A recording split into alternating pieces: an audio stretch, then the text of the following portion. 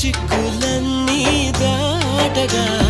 వద్దు అనుకున్న పదలను నెరజాణ నేనే నీ జంటని రాసి ఉందిగా